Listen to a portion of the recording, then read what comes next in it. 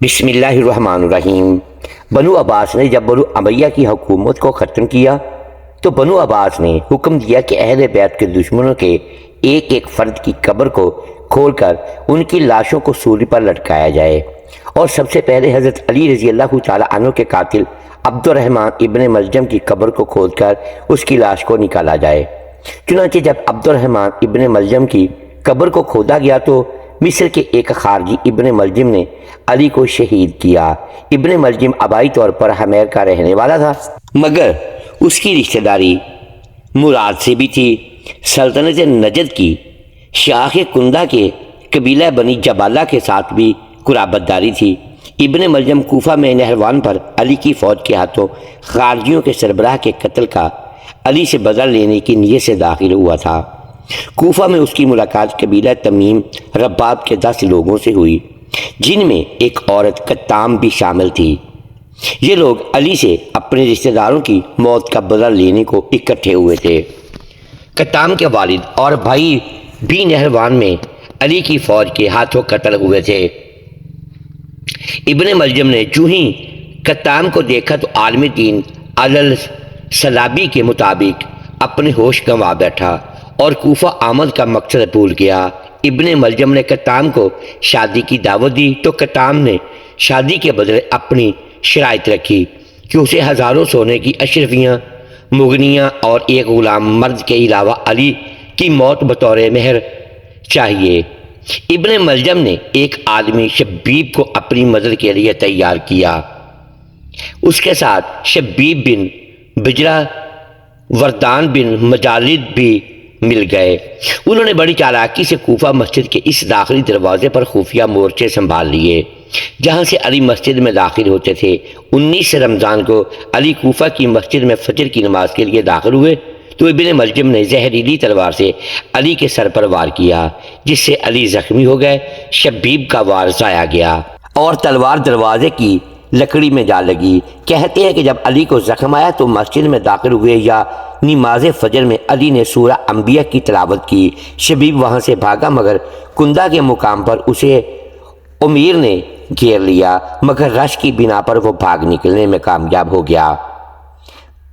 وردان بن مجالد اپنے گھر پلٹا مگر اس کے اقرار جرم کے نتیجے میں اس کے رشتہ دار عبداللہ بن نجیبہ بن عبید نے قتل کر دیا۔ ابن ملجم کو ایک ہاشمی حسب نسب والے مغیرہ بن نوفل ابن حارث نے دبوچ لیا۔ علی نے حکم صادر کیا کہ اگر اس کی وفات اس زخم سے ہوئی تو ابن ملجم سے اس کا بدلہ لیا جائے۔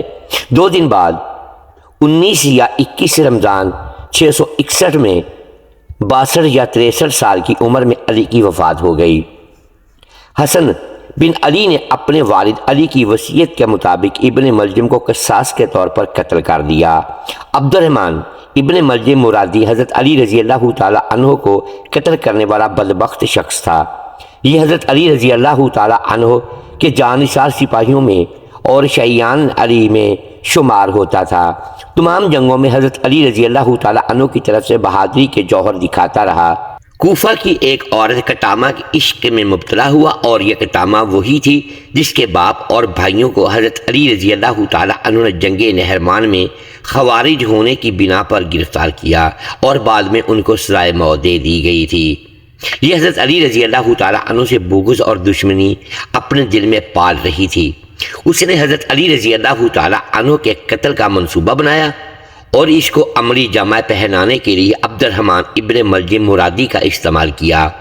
ایک دن یہ بناؤ سنگار کر کے اپنے نسوانی حسن کو نمایاں کر کے عبد الرحمن ابن ملجم مرادی کے سامنے ظاہر ہوئی تو ہوس کا پجاری اپنی نفسانی خواہشات پر قابو نہ رکھ سکا اور اس کو اپنی طرف مائل کرنے کی کوشش کرنا لگا، لیکن اس نے اپنی ادائیں دکھائیں اور اس کو اپنے پاس نہ آنے دیا اور کہنے لگی کہ مجھ کو مکمل طور پر حاصل کرنے کا ایک ہی طریقہ ہے۔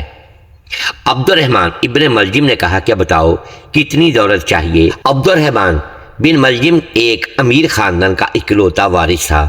اس نے کہا کہ جائیداد اور دولت کی دھونس مجھ پر نہ جماؤ، میری جسم کو پانے کی قیمت بہت زیادہ ہے۔ اس نے کہا بتاؤ کیا ہے؟ تو کہنے لگی اگر مجھ کو حاصل کرنا ہے تو علی بن ابی طالب کو قتل کر دو۔ ابن ملجم حضرت علی رضی اللہ تعالیٰ عنہ سے بے پناہ عقیدت اور لگاؤ رکھتا تھا اور حضرت علی رضی اللہ تعالیٰ عنہ کے جانثار ساتھیوں میں شمار ہوتا تھا۔ قطامہ کے منہ سے یہ الفاظ سن کر وہ ایک دم دہل گیا، لیکن قطامہ اس کو برابر اپنی ادائیں اور اپنا جسم اور اپنی زیب و آرائش دکھاتی رہی اور اس کو جام پر جام پلاتی رہی۔ وہ قطامہ کو حاصل کرنے کے لیے نفسانی خواہشات کے ہاتھوں مجبور ہوا اور حضرت علی رضی اللہ تعالیٰ عنہ کے قتل کی حامی بھر لی۔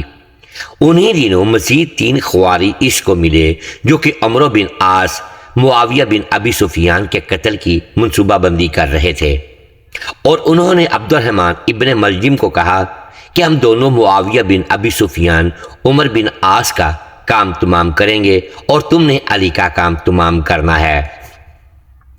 یہ مان گیا۔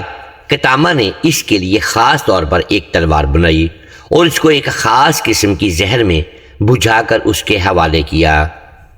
کچھ روایت کے مطابق جنگ نہروان کی شکست کے بعد متعدد خارجیوں نے مکہ مکرمہ میں ملاقات کی اور 40 ہجری کی جنگ نہروان پر تبادلہ خیال کیا، جس میں خارجیوں کے سینکڑوں ساتھی علی کی فوج سے علیحدگی کے بعد علی کی افواج کے ہاتھوں مارے گئے۔ صرف 9 آدمی خوارج کے زندہ بچ کر فرار ہوئے، باقی سب میدان جنگ میں مارے گئے۔ ان 9 خارجیوں میں سے 3 خارجیوں نے اسلام کے 3 رہنماؤں کے قتل پر راضی ہو گئے۔ جن 3 لوگوں کو قتل کرنا تھا ان میں علی المرتضیٰ، امیر معاویہ اور عمر بن العاص کے نام شامل تھے۔ ابن ملجم نے علی المرتضیٰ کو، حجاج بن عبداللہ برق نے امیر معاویہ کو اور عمر بن بکر تمیمی نے عمرو بن العاص کو شہید کرنے کا ذمہ لیا۔ تینوں نے تجویز کے مطابق ایک ہی دن فجر کے وقت وار کرنا تھا۔ جنوری 661 کو مسجد کوفہ میں فجر کی نماز کے دوران میں سجدہ کرتے ہوئے عبد الرحمن ابن ملجم نے علی ابن ابی طالب پر حملہ کیا اور ابن ملجم کی زہر آلود تلوار سے علی زخمی ہو گئے۔ علی کے لیے طبی علاج معروف حکیم عقیل بن عمر الساکونی نے کیا تھا، تاہم 3 دن بعد 21 رمضان المبارک 40 ہجری یعنی 28 جنوری 661 کو علی المرتضیٰ رحلت فرما گئے۔ علی کے وصال کے 3 دن بعد علی کے بیٹے حسن ابن علی نے خود ابن ملجم کو قتل کیا۔ یہ 40 ہجری کا واقعہ ہے۔ جنگ صفین کے بعد جب علی نے معاویہ کے ساتھ جنگ بندی کا معاہدہ کیا تو علی کی فوج کے ایک گروہ نے جنگ بندی سے انکار کر دیا۔ اس گروہ کو بعد میں خارجی کہا گیا۔ انہوں نے دینی معاملات میں انسانی فیصلے کو غلط قرار دیا اور کہا کہ فیصلہ صرف اللہ کا ہی ہوگا۔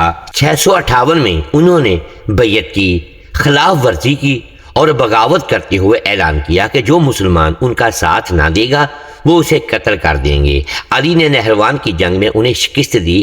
علی کی خلافت کے دوران میں خوارج کا قتل سب سے مشکل مرحلہ تھا کہ معاویہ کے خلاف جنگ کے دوران میں وہ علی کے سب سے پکے حمایتی تھے۔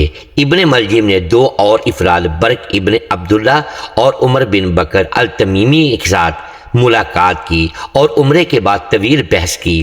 انہوں نے طے کیا کہ مسلمانوں کی موجودہ حالت زار کا سبب علی، معاویہ اور عمر بن العاص ہیں، جو ان کے خیال میں غلطی پر تھے۔ انہوں نے تینوں کو قتل کرنے کی قسم اٹھائی تاکہ نہروان پر اپنے ساتھیوں کے قتل کا بدلہ لیا جا سکے۔ انہوں نے مطلوبہ تاریخ پر اتفاق کیا اور اپنے اپنے ہدف چن لیے۔ اس بارے 2 مختلف روایت پائی جاتی ہیں کہ علی کی شہادت سے قبل ان کو اپنے انجام کا علم ہو چکا تھا۔ یہ پیشگی علم یا تو انہوں نے خود کسی طور پر دیکھ لیا تھا یا پھر انہیں پیغمبر اسلام نے اس بارے میں بتایا تھا۔ متعدد روایت کے مطابق علی کے سر سے بہتا خون ان کی داڑھی کو رنگ رہا تھا۔ ایک اور روایت کے مطابق قدمہ میں سب سے برا شخص وہ تھا جس نے پیغمبر صالح کی اونٹنی کو ہلاک کیا تھا، اور موجودہ انسانوں میں سب سے برا وہ ہوگا جو علی کو قتل کرے گا۔ قتل کی رات علی نے بتا دیا تھا کہ ان کا وقت آن پہنچا ہے، اور بعد میں ان کی بات سچ ثابت ہوئی۔ بنو عباس نے جب بنو امیہ کی حکومت کو ختم کیا تو بنو عباس نے حکم دیا کہ اہل بیت کے دشمنوں کے ایک ایک فرد کی قبر کو کھول کر ان کی لاشوں کو سولی پر لٹکایا جائے اور سب سے پہلے حضرت علی رضی اللہ تعالیٰ عنہ کے قاتل عبد الرحمن ابن ملجم کی قبر کو کھود کر اس کی لاش کو نکالا جائے۔ چنانچہ جب عبد الرحمن ابن ملجم کی قبر کو کھودا گیا تو اس کے اندر سے اس کی لاش کی بجائے صرف سانپ، بچھو اور اژدھے ہی برآمد ہوئے، اس کی لاش نہ مل سکی۔ محترم ناظرین، امید ہے آج کی یہ ویڈیو آپ کو پسند آئی ہوگی۔ ناظرین گرامی، اگر ہم اس ویڈیو میں الفاظ کی درستگی دانستہ یا دیدہ دانستہ درست نہیں کر پائے تو ہم آپ سے معذرت خواہ ہیں اور اللہ کے حضور معافی کے طلبگار ہیں۔ ناظرین گرامی، ویڈیو کو لائک کیجئے، چینل کو سبسکرائب کیجئے اور بیل آئیکن پریس کر دیں تاکہ ہر نئی آنے والی ویڈیو آپ تک بر وقت پہنچ سکے اور ہماری حوصلہ افزائی ہوتی رہے۔ اگلی ویڈیو تک کے لیے اجازت دیجیے گا۔ شکریہ، اللہ حافظ۔